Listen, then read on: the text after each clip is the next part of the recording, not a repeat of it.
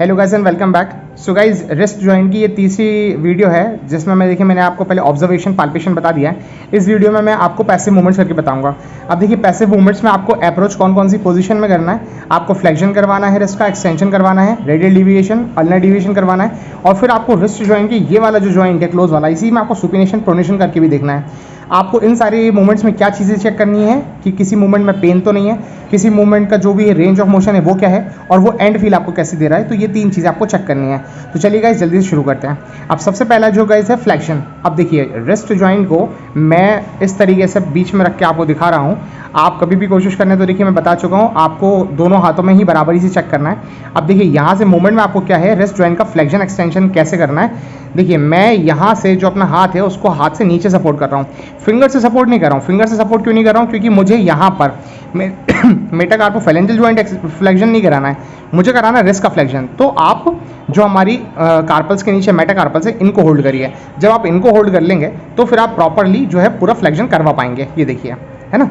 तो अब जब आप फ्लेक्शन करवाएंगे तो हम लोग पैसिव मूवमेंट करते क्यों हैं? हम पैसिव मूवमेंट करते हैं क्योंकि हमारे जो एक्टिव कॉन्ट्रैक्टाइल एलिमेंट्स होते हैं, मसल्स होती हैं, लिगामेंट्स होते हैं, जो मेनली जो मसल्स होती हैं, हम उनको एलिमिनेट करना चाह रहे हैं। तो अब देखिए, मैंने यहाँ से होल्ड किया और मैंने यहाँ से इनकी पूरी जितनी मेटाकार्पल से उनको होल्ड किया, और यहाँ से देखिए मैंने इनको ये फ्लेक्शन कराया। अब आप फ्लेक्शन में देख पा रहे हैं। अब देखिए, नॉर्मली अगर आप देखेंगे तो पेन अगर कभी किसी कंडीशन में आएगा तो पेन इस कंडीशन में आ सकता है कि जो हमारी आगे की जो कार्पल बोन्स है, यहाँ पे कोई डिफॉर्मिटी है, कोई स्वेलिंग है, या कोई मसल्स जो है एक्सटेंसर कंपार्टमेंट की अगर स्ट्रेच हो रही है तो आपको ऊपर की तरफ पेन देखने को मिलेगा, या फ्लेक्शन करने पे पेन आएगा।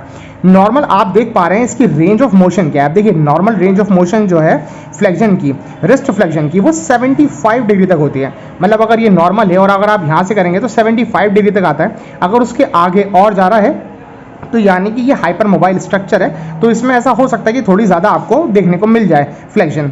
अब आप अगर इसका एंड फील करने की कोशिश करेंगे तो क्योंकि यहाँ बोन्स हैं, पीछे भी बोन्स हैं, जब आप ये जो एंड फील आप करने की कोशिश करेंगे तो आपको हल्का सा इलास्टिक मिलेगा, क्योंकि फ्लेक्सर और एक्सटेंसर रेटिनोकुलम भी होता है। और अगर ये हार्ड है, अगर आपने कभी फ्लेक्शन करा के देखा और हार्ड है, तो फिर आप कोशिश करिए कि आप थोड़ा सा मोबिलाइज करके देख लें, और फिर मोबिलाइज करवाने के बाद आप फिर से इसका जो हार्ड एंड मतलब जो एंड फील है वो वापस से कोशिश करें। इसका नॉर्मली इलास्टिक आता है, ठीक है। ये तो गाइस देखिए, ये था फ्लेक्शन। अब इसी पोजीशन में आपको एक्सटेंशन कराना है। तो एक्सटेंशन में भी आपको ये ध्यान रखना है कि आप जो है यहाँ से हाथ पकड़ें, ठीक है, फिंगर से नहीं, आपको बीच में से पाम से हाथ पकड़ना है, तो फिर आप ये नॉर्मल एक्सटेंशन करवा पाएंगे। अब देखिए, एक्सटेंशन में अगर आप देखें तो पेन किस कंडीशन में हो सकता है।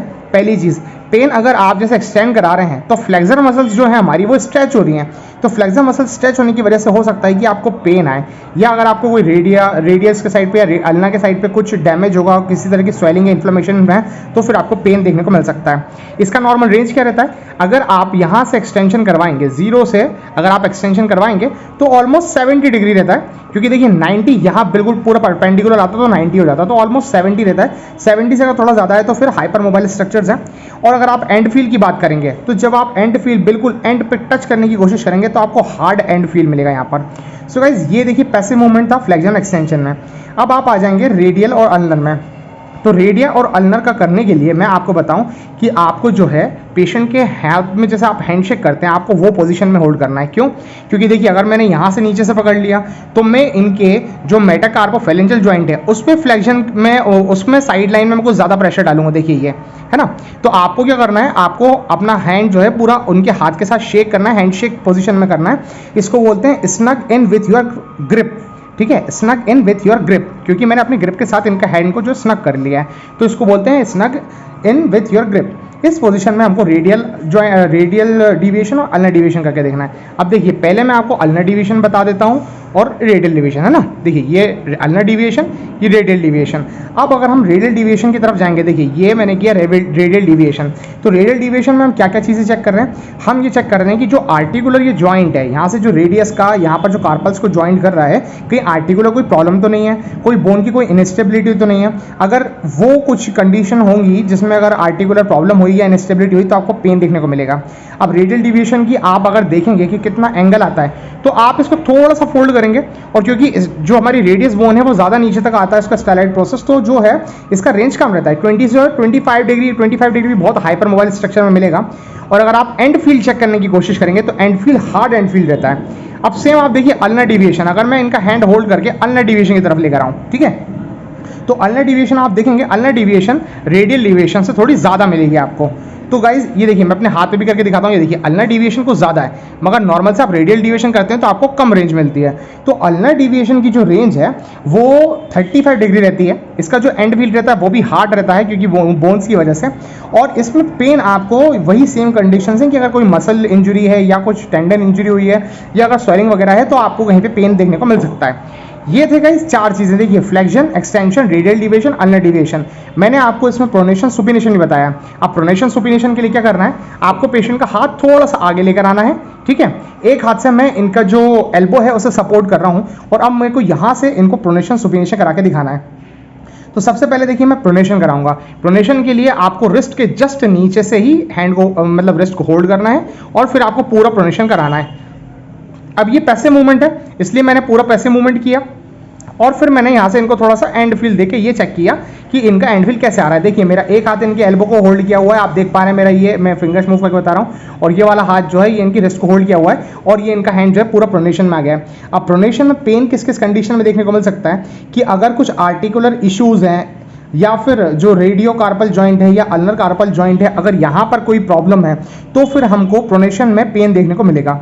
और रेंज ऑफ मोशन क्या रहेगी गाइस, इसकी जो रेंज है प्रोनेशन की वो ऑलमोस्ट 70 डिग्री होती है। मतलब आप अगर इसको पूरा सीधे से यहाँ से देखिए, यहाँ से अगर आप इसको करने की कोशिश करेंगे, प्रोनेशन करवाएंगे, तो 70 डिग्री होती है ऑलमोस्ट, है ना। और फिर इसका अगर आप एंड फील्ड देखेंगे तो एंड फील्ड जो है, आप जब भी इसको पूरा प्रोनेट करने की कोशिश करेंगे तो हार्डर एंड फील्ड मिलेगा आपको प्रोनेशन में, ये आपको ध्यान रखना है। अब देखिए सुपिनेशन में आ जाते हैं। अब अगर मैं इनकी रिस्ट को मिड पोजीशन में लेकर आऊं, और फिर मैं यहाँ से इनके हैंड को सुपिनेशन में लेकर आऊं, ये देखिए सुपिनेशन हो गया, और सुपिनेशन में मैं इनका एंड फील करूंगा और मैं इसकी रेंज बताता हूं। तो देखिए सुपिनेशन में पेन आने के सेम कॉजेज हो सकते हैं कि या तो आर्टिकुलर कुछ कॉज हो, या फिर जो रेडियल और अल्नर जो बोन है जो यहाँ पर आके जॉइंट बना रही है रिस्ट के साथ, इसमें कोई प्रॉब्लम हो तो आपको पेन मिल सकता है। आपको रेंज कौन सी डिग्री पे मिलेगी, आपको 85 डिग्री तक जो सुपिनेशन है वो ज़्यादा मिलता है। तो 85 डिग्री सुपिनेशन, और जो प्रोनेशन है वो 70 डिग्री का मिलता है।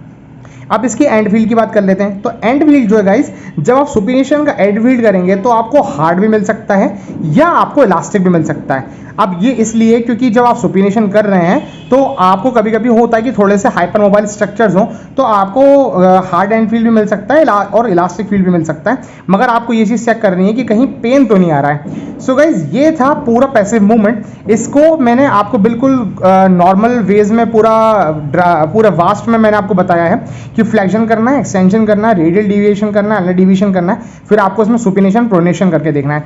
ये मैंने आपको बता दिया है। अगर आपने इसके पहले वाली जो पाल्पेशन की और ऑब्जर्वेशन की वीडियो नहीं देखी है तो आप मेरे चैनल पे जाके वो देख सकते हैं, और उसके बाद फिर आप आके पैसिव मूवमेंट देखिए। अब पैसिव मूवमेंट के आगे मैं एक्टिव मूवमेंट्स और रेसिस्टिव मूवमेंट्स की भी वीडियो बनाऊंगा, तो आप इसके बाद लाइन से वो भी देख लीजिए, तो आपका पूरा का पूरा जो रिस्ट जॉइंट है वो कवर अप हो जाएगा।